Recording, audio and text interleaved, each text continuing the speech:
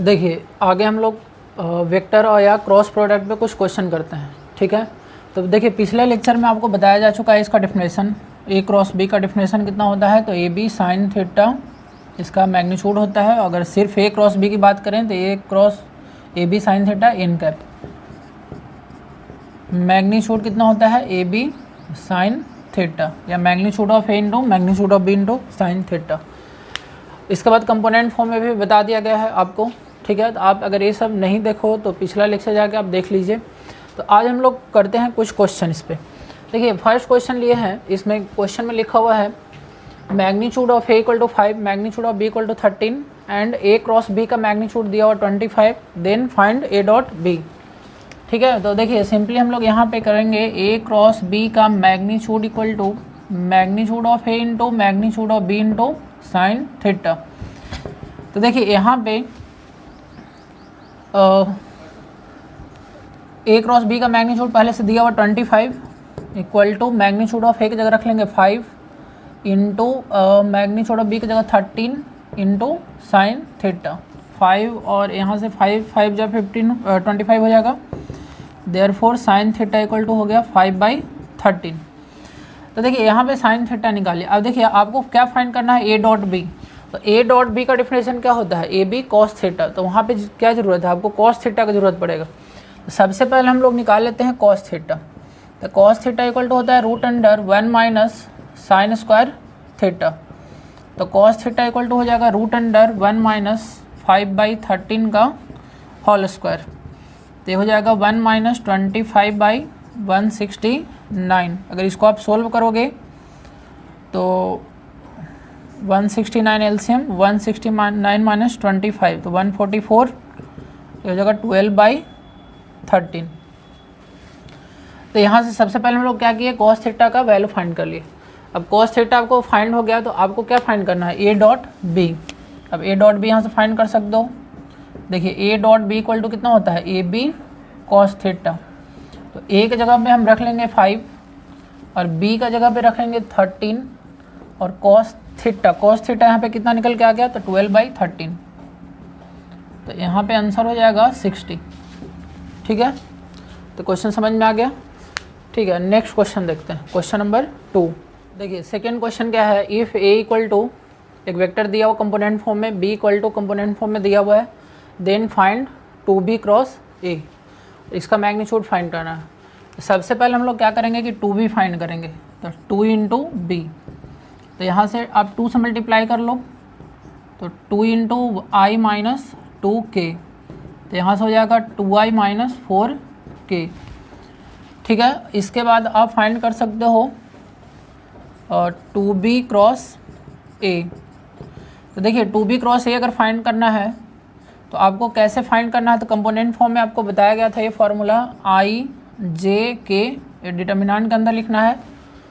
इसके बाद आई का कोफिशिएंट, अब देखिए यहाँ पे 2b पहले लिखा हुआ है तो 2b को पहले लिखेंगे, यानी इसका कोफिशिएंट को पहले लिखेंगे। तो आई का कोफिशिएंट यहाँ पे 2 है। अब देखिए यहाँ पे जे का कोई टर्म नहीं है, तो जे का टर्म नहीं है तो यहाँ पे 0 लिख लेंगे। के का कोफिशिएंट -4 है। इसके बाद ए का कोफिशिएंट लिखना है, तो ए में आई का कोफिशिएंट यहाँ पे 4 और जे के लिए 3 और के का कोफिशिएंट 1। आपको ये कैलकुलेट करना है। तो आप कैसे कैलकुलेट करोगे, तो आई इसके सामने अब रो और कॉलम को छोड़ दोगे तो यहाँ हो जाएगा 0 3 -4 1 minus J.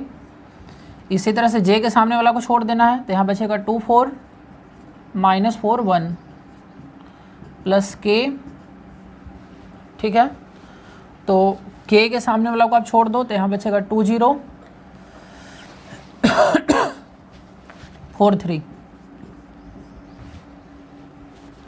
Now you can solve. देखिए आई आप यहाँ क्रॉस मल्टीप्लिकेशन करोगे, ठीक है। देखिए यहाँ पे,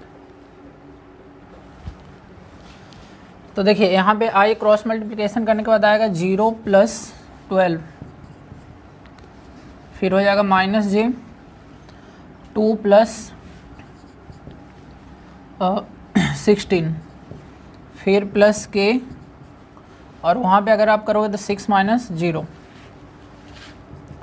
तो ए आ जाएगा 12i -18j + 6 के।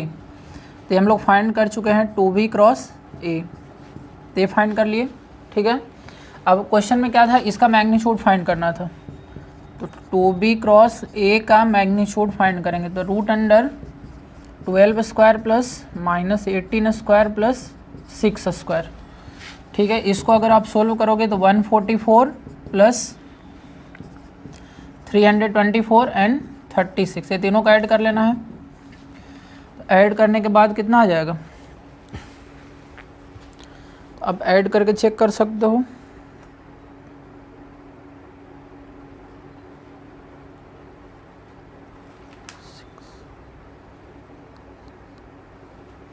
सिक्स रूट अंडर 14 आ रहा है आंसर इसका, अब चेक कर लोगे, ठीक है। चलिए, तो इतना समझ में आ गया। अब नेक्स्ट क्वेश्चन करते हैं। देखिए नेक्स्ट क्वेश्चन में आ जाते हैं। क्वेश्चन क्या कह रहा है कि find the unit vector perpendicular to both A and B. A equal to दिया हुआ, बी इक्वल टू आपको ऑलरेडी दिया हुआ है। तो इस केस में देखिए क्या करेंगे हम लोग कि अगर आपको एक ऐसा कोई भी वेक्टर निकालना है जो कि दोनों पे परपेंडिकुलर है, ए और बी पे, तो देखिए आपको समझाया गया था कि A cross B is such a vector which is perpendicular to both A and B. इसका डेफिनेशन में ही आप देखिए कि ये होता था A B sine theta N cap, और ये आपको बताए थे कि एन कैप एक ऐसा यूनिट वेक्टर होता है जो कि दोनों पे परपेंडिकुलर होता है, ठीक है। तो आपको करना क्या है कि आपको सबसे पहले ए क्रॉस बी फाइंड कर लेना है। ए क्रॉस बी जैसे फाइंड करते हैं, और उसके बाद उसके डायरेक्शन में एक यूनिट वेक्टर निकालना है, ठीक ना। तो सबसे पहले यहाँ पे आपको क्या करना होगा कि आपको कंपोनेंट फॉर्म का यूज करके ए क्रॉस बी फाइंड करना होगा। अगर ए क्रॉस बी मान लिया जाए कि ये जो ए क्रॉस बी एक वेक्टर आएगा उसका नाम देते हैं कि सी एक वेक्टर है, और फिर आपको क्या करना है कि इसके डायरेक्शन में एक यूनिट वेक्टर फाइंड करना है। तो इसके डायरेक्शन में अगर यूनिट वेक्टर फाइंड करना है तो यूनिट वेक्टर फाइंड करने का तरीका आपको बताया गया है। यूनिट वेक्टर फाइंड करने के लिए ये फॉर्मूला हम लोग यूज करते हैं। कोई भी वेक्टर के डायरेक्शन में अगर यूनिट वेक्टर फाइंड करना है तो यहाँ पे लिखते हैं कि वो वेक्टर डिवाइडेड बाय उसका मैग्नीट्यूड। अच्छा, यहाँ पे एक चीज़ और देखिए, यहाँ पे जब यूनिट वेक्टर लिखेंगे तो यहाँ पे प्लस माइनस भी यूज करेंगे, ठीक है। क्योंकि जैसे सपोज दैट मान लिया जाए कि एक वेक्टर ए है, एक वेक्टर बी है, तो इस पे परपेंडिकुलर यूनिट वेक्टर इस डायरेक्शन में भी हो सकता है, ठीक है, यानी बोर्ड से बाहर आते हुए भी हो सकता है, और इसका अपोजिट डायरेक्शन में भी हो सकता है। एक यूनिट वेक्टर हम मान लिया जाए कि ए क्रॉस बी जब फाइंड किए तो इस पे परपेंडिकुलर एक वेक्टर निकल जाएगा, तो उसका डायरेक्शन इधर भी हो सकता है, और ठीक है इनवर्ड्स भी हो सकता है, आउटवर्ड्स भी हो सकता है। इसलिए हम लोग प्लस माइनस यहाँ पे लगा के लिख सकते हैं, कोई दिक्कत नहीं है, ठीक ना। तो यहाँ पे देखिए सबसे पहले तो आपको क्या फाइंड करना है, ए क्रॉस बी। तो इसके लिए आपको फाइंड करना है आई जे के, और ए का कोफिशिएंट सबसे पहले ए लिखा हुआ था, ए का कोफिशिएंट लिख लीजिए 3, यहाँ आई का कोफिशिएंट 3, यहाँ पे जे का 1 और -2। फिर बी में देख लीजिए यहाँ पे 2 होगा, 3 और फिर -1, ठीक है। जब इसको आप सोल्व करोगे तो आई इसको क्रॉस मल्टीप्लिकेशन करोगे -1 और इधर से करोगे तो +6 माइनस जे। देखिए ये डिटर्मिनेंट आपको आना चाहिए, ठीक ना, तब ये वेक्टर आपको बन पाएगा, और ये डिटर्मिनेंट ऑलरेडी डिस्कस किया जा चुका है। -j, अब इसके सामने वाला को क्या करेंगे, छोड़ देंगे, तो -3, और आप अगर इधर से करोगे तो +4, फिर +k, यहाँ रो और कॉलम छोड़ दीजिए तो 9 -2, तो यहाँ आ जाएगा 5i और -j और +7k। तो हम लोग क्या निकाल लिए, ए क्रॉस बी निकाल लिए। अब हम लोग को क्या फाइंड करना था, तो इसके डायरेक्शन में एक यूनिट वेक्टर फाइंड करना था, और इसका नाम दिए हुए हैं सी। तो unit vector in the direction of C, तो यहाँ पे क्या बताया, प्लस माइनस लिखेंगे C divided by magnitude of C, ठीक है, यानी ए क्रॉस बी और इसका मैग्नीट्यूड से डिवाइड करें यहाँ पे। तो ए ऑलरेडी वेक्टर निकाल चुके हैं, देखिए यहाँ पे 5i -j +7 के, तो इसके मैग्नीट्यूड से आप डिवाइड कर दोगे, यानी कि देखिए यहाँ पे लिख देते हैं C cap equal to 5i -j +7 के डिवाइडेड बाई रूट अंडर 5 का स्क्वायर करोगे 25 -1 का स्क्वायर करोगे 1 और 7 का स्क्वायर करोगे 49। तो सी कैप इक्वल टू हो जाएगा 5i minus J plus 7k divided by root under कितना हो जाएगा 50 प्लस 25 75 हो जाएगा। तो सी कैप इक्वल टू हो जाएगा, इसको और भी लिख सकते हो 5i प्लस माइनस आप लिखते जाना plus minus 5i minus J plus 7k और डिवाइडेड बाई रूट अंडर 75 को आप 5√3 भी लिख सकते हो। तो ये आपका आंसर हो गया। ठीक है, तो आई होप आपको ये समझ में आ गया होगा। अब नेक्स्ट क्वेश्चन करते हैं, नेक्स्ट क्वेश्चन लेते हैं। देखिए नेक्स्ट क्वेश्चन जो है बहुत इंपॉर्टेंट है, VVI में आप इसको रख लीजिए और ये क्वेश्चन आपको बोर्ड एग्जाम में कई बार पूछ चुका है। ठीक है, देखिए क्वेश्चन क्या है कि if a plus B plus C equal to 0 prove that a cross b equal to b cross c equal to c cross a। तो आप खुद से भी ट्राई कर सकते हो, ठीक ना। तो देखिए ऐसे हम सोल्व कर देते हैं। यहाँ पे देखिए इस क्वेश्चन को कैसे सोल्व करना है। क्वेश्चन में हमको गिवन है कि a plus B plus C equal to 0। आपको देखिए प्रूफ क्या करना है, अगर a plus B plus C 0 है तो आपको यहाँ पे क्रिएट करना है a cross b cross c और c क्रॉस a। कैसे क्रिएट करोगे, तो देखिए इसको a क्रॉस b कैसे क्रिएट होगा यहाँ पे। तो इसके लिए सबसे पहले सपोज दैट कि आप c को इधर लेके आओ माइनस c, अब b को भी इधर ला सकते हो, a को भी ला सकते हो, इसके लिए दिक्कत नहीं है। ठीक है, तो ये गिवन था, इससे हम लोग आगे बढ़ रहे हैं। अब देखिए a plus B equal to minus, अब हमको यहाँ पे क्या क्रिएट करना है, a क्रॉस b या b क्रॉस c। तो हम लोग यहाँ पे क्या करेंगे, दोनों तरफ यहाँ पे लिखेंगे a प्लस बी और यहाँ पे क्रॉस ले लेते हैं। या तो आप क्रॉस c से ले लो या क्रॉस a से ले लो या b से ले लो, किसी से भी आप ले सकते हो, कोई दिक्कत नहीं है। सपोज दैट यहाँ पे हम b के साथ सपोज दैट अभी लेते हैं, b के साथ लेते हैं, तो इधर भी आपको क्रॉस b करना होगा।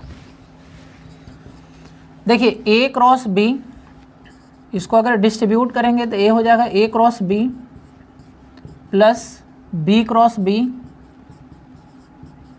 Equal to minus c cross b। Minus c cross b को आप b क्रॉस c लिख सकते हो, माइनस लगा हुआ है तो इसको हम लोग इंटरचेंज कर सकते हैं। और b क्रॉस b आप पढ़े हो कि 0 होता है, तो इसका जगह पे हम 0 रख देंगे। यानी कि हमारा पहला पोर्शन प्रूफ हो गया कि a cross b equal to a cross b equal to b cross c। ठीक है, तो ये प्रूफ हो गया, तो ये पहला पोर्शन प्रूफ हो गया। अब एक और, या तो आप प्रूफ कर लो a cross b equal to c cross a, या तो प्रूफ कर लो b cross c equal to c cross a, तो हो जाएगा। तो एक बार सिमिलरली इसी तरह से आप यहाँ पे जो क्रॉस b लिए हो यहाँ पे आप क्रॉस c ले लो। ठीक है, जैसे देखिए यहाँ पे फिर से लिखेंगे a plus B plus C equal to 0। यहाँ पे फिर से लिखते हैं कि a plus B equal to minus C. अब सपोज दैट आपको प्रूफ करना है a cross b equal to c cross a। ठीक है, a cross c equal to a cross b equal to c cross a। तो यहाँ पे आप देखिए क्या करो कि आप क्रॉस a ले लो।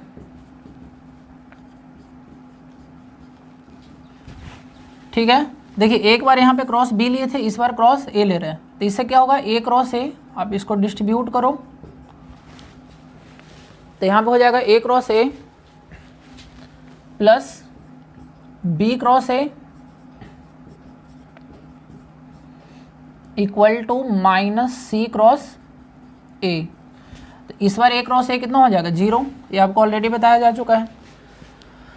अब यहाँ पे देखिए क्या बचा, b cross a equal to minus c cross a। इस माइनस को आप इधर ले लो तो minus b cross a equal to c cross a। देखिए यहाँ जो लाना है c क्रॉस a लाना है, तो इसको हम माइनस को a क्रॉस c कर देते तो फिर प्रूफ नहीं हो पाता, इसलिए माइनस को उठा के इधर लाए। अब यहाँ पे माइनस है तो इसको आप इंटरचेंज कर सकते हो, a cross b equal to c cross a, ये इक्वेशन 2। अब देखिए यहाँ इक्वेशन 1 और इक्वेशन 2 से आप क्या समझ रहे हो, a cross b equal to b cross c, a cross b equal to b cross c और a cross b equal to c cross a, a cross b equal to c cross a। यानी कि अगर आप ऐसे सोचो कि अगर x by equal है, अगर एक्स जेड इक्वल है, तो इस दोनों से आप क्या लिख सकते हो, X equal to by equal to Z, यानी कि ए इतना इक्वल टू इतना इक्वल टू इतना। तो from equation 1 and 2 A cross B equal to B cross C equal to C cross A, तो प्रूफ हो गया। देखिए नेक्स्ट क्वेश्चन क्या कर रहा है कि prove that A cross B का होल स्क्वायर इक्वल टू, ठीक है, यहाँ पे मैग्नीट्यूड लिया गया है और यहाँ पे A dot B A determinant का फॉर्म में लिया गया है। यहाँ पे देखिए डिटर्मिनांट लिखा हुआ है और यहाँ पे ए मैग्नीट्यूड लिखा हुआ है, ठीक है। अच्छा ए जो हम लोग प्रूफ करने जा रहे हैं इसको लैग्रांज आइडेंटिटी भी बोलते हैं। देखिए आइडेंटिटी का मतलब क्या होता है, जैसे आप 10th क्लास में भी पढ़ चुके हो ट्रिगोनोमेट्रिक आइडेंटिटी, ठीक ना, ये सब पढ़ चुके हो, sine square theta plus cos square theta equal to 1, इसको आइडेंटिटी बोलते हैं। आइडेंटिटी का मतलब क्या होता है कि ए मतलब यहाँ थीटा का कोई भी वैल्यू आप पुट कर सकते हो, ये सभी के लिए ट्रू है, ठीक ना। तो यहाँ पे भी उसी तरह से क्या है कि ए और बी के सभी वैल्यू के लिए ए हमेशा ट्रू है, ठीक ना, ए हमेशा क्या होगा, ट्रू होगा, इसीलिए इसको हम बोलते हैं आइडेंटिटी। अब देखिए इसको हम प्रूफ करना तो बहुत ही आसान है। सबसे पहले हम क्या करेंगे, प्रूफ अगर आपको करना है तो सबसे पहले LHS करना है। यहाँ पे LHS में क्या लिखा हुआ है, ए क्रॉस बी का मैग्नीट्यूड का होल स्क्वायर। तो ए क्रॉस बी क्या होता है, तो ये होता है ए बी साइन थीटा। तो ए क्रॉस बी का मैग्नीट्यूड हम लेना है तो ए बी साइन थीटा का होल स्क्वायर ऐसे। तो यहाँ A square B square sine square theta. देखिए इसका RHS भी आप ले लीजिए। तो RHS में लिखा हुआ है ए डॉट ए। अब ए डॉट ए क्या होता है आपको पता है, ए स्क्वायर होता है। A dot B A B cos theta, A dot B यहाँ पे भी, तो यहाँ भी ए बी कॉस थीटा, और यहाँ बी डॉट बी क्या होता है, तो बी स्क्वायर होता है, ठीक है। अब इसमें आप क्रॉस मल्टीप्लिकेशन करो तो ए स्क्वायर बी स्क्वायर, चूँकि ये डिटर्मिनेंट है तो आपको क्रॉस मल्टीप्लिकेशन करना होगा, minus A B cos theta into A B cos theta, तो A square B square cos square theta. अब ए स्क्वायर बी स्क्वायर को कॉमन ले लो, 1 माइनस कॉस स्क्वायर थीटा, ठीक है। तो यहाँ पे कितना हो जाएगा, तो ए स्क्वायर बी स्क्वायर और 1 माइनस कॉस स्क्वायर थीटा कितना होता है, तो साइन स्क्वायर थीटा, यानी कि जितना LHS था उतना ही RHS आ गया। Therefore LHS equal to RHS, तो हो गया प्रूफ, ठीक है। तो एक क्वेश्चन बहुत ही आसान है और बोर्ड एग्जाम में क्वेश्चन। देखिए नेक्स्ट क्वेश्चन है, using vector method so that A B and C are collinear. A का कोऑर्डिनेट यहाँ पे दिया हुआ है, बी का कोऑर्डिनेट दिया हुआ है, सी का कोऑर्डिनेट दिया हुआ है, और आपको प्रूफ करना है कि कोलिनियर है, तीनों पॉइंट कोलिनियर है। तो देखिए कोलिनियर प्रूफ करने के लिए एक मेथड पहले ही डिस्कस किया जा चुका है वेक्टर में, ठीक है, और यहाँ पे आप क्रॉस प्रोडक्ट से भी इसको प्रूफ कर सकते हो, ठीक ना। तो हम दोनों मेथड देखिए यहाँ पे देखते हैं। सबसे पहले एक पॉइंट ए है, दूसरा पॉइंट बी है और तीसरा पॉइंट सी है। कोलिनियर का मतलब क्या होता है कि तीनों एक ही लाइन में लाई कर रहा है, ठीक ना। तो देखिए ए का इसका कोऑर्डिनेट लिखा हुआ है 2 - 1 3, और इसका कोऑर्डिनेट लिखा हुआ है 4 3 1, और इसका कोऑर्डिनेट लिखा हुआ है 3 1 2। तो आपको करना क्या है कि सबसे पहले आपको ए बी वेक्टर बना लेना है, बी सी वेक्टर बना लेना और ए सी वेक्टर बना लेना है। तो देखिए ए बी वेक्टर हम कैसे बनाएंगे, तो ए बी वेक्टर बनाने के लिए आपको करना क्या है कि position vector of B minus position vector of A, यानी करना है 4 - 2 into I cap plus 3 minus minus plus 1 हो जाएगा जे कैप प्लस 1 - 3 के कैप। तो देखिए 4 - 2 कितना हो जाएगा, 2i प्लस 4j माइनस 2 के कैप। तो ए बी वेक्टर निकल गया। उसके बाद हम लोग फाइंड करते हैं बी सी वेक्टर। तो बी सी वेक्टर के लिए क्या करना होगा, position vector of C minus position vector of B. तो अब बी सी अगर फाइंड करोगे तो 3 - 4 into I cap plus 1 - 3 J cap plus 2 - 1 के कैप। तो यहाँ पे हो जाएगा -i माइनस 2j प्लस के कैप। तो देखिए ए भी निकाल चुके हैं, बी सी निकाल चुके हैं। तो यहाँ से आप कोलिनियर प्रूफ कर सकते हो। कैसे? तो देखिए एक मेथड तो आपको बताया गया था कि अगर हमारे पास दो वेक्टर गिवन है ए बी बी सी, ठीक है, और ये तीनों को कोलिनियर प्रूफ करना है या हमको पैरेलल प्रूफ करना है कि A B parallel B C, ठीक है, तो दोनों एक ही बात होगा, कोलिनियर या पैरेलल। तो इसमें आप प्रूफ कर लो कि x1 by x2 equal to y1 by y2 equal to z1 by z2। तो एक मेथड तो ये होता है। जैसे देखिए इस केस में अगर आप देखोगे तो 2y-1, यहाँ पे x कंपोनेंट और यहाँ पे x कंपोनेंट, तो यह 2y-1 और यहाँ पे 4y-2 और यहाँ पे देखोगे तो -2/1 ये तीनों सेम ही है। यहाँ 2y-1 यानी कि -2, इसको भी अगर आप कैंसिल कर लोगे तो -2 ही आएगा और ये तो -2 ऑलरेडी है, यानी कि जितना x1/x2 है उतना ही y1/y2 है, उतना ही z1/z2 है। Therefore point A B C are collinear. तो एक तो मेथड ये हो गया। अब देखिए दूसरा, हम चूँकि वेक्टर क्रॉस प्रोडक्ट पढ़ चुके हैं या वेक्टर प्रोडक्ट पढ़ चुके हैं, तो उस मेथड से भी हम लोग फाइंड कर सकते हैं। तो आप कैसे फाइंड कर सकते हो? यहाँ पे आपको क्या करना है कि A B cross B C निकालना है, ठीक है, आई जे के कंपोनेंट फॉर्म में फाइंड करना है। यहाँ पे देखिए 2 और 4 और यहाँ पे -2, यहाँ पे लिखना है -1 और यहाँ पे -2 और यहाँ पे 1। अब देखिए इस डिटर्मिनेंट का वैल्यू हम डायरेक्ट लिख सकते हैं 0। क्यों डायरेक्ट 0 लिख सकते हैं? क्योंकि यहाँ पे R2 जो है एंड R3 आर प्रोपोर्शनल है। आपको डिटर्मिनेंट का प्रॉपर्टी पढ़ाया गया था, ठीक ना, आर प्रोपोर्शनल।